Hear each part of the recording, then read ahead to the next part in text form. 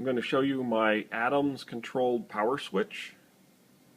It's a pretty simple thing. I just have one Adams motor connected to a Bluetooth module, and I connected both wires, and then I picked the momentary button widget in our app, so I have an off and an on button. And I just put this little lever on the front of the motor that toggles the switch.